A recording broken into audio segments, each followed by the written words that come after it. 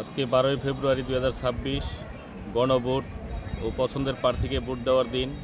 সকাল থেকে ভোটাররা সুশৃঙ্খলভাবে ভোট দিচ্ছে, ভিতরে কোনো ধরনের অপ্রীতিকর ঘটনা ঘটেনি জানিয়েছেন ভোটারগণ।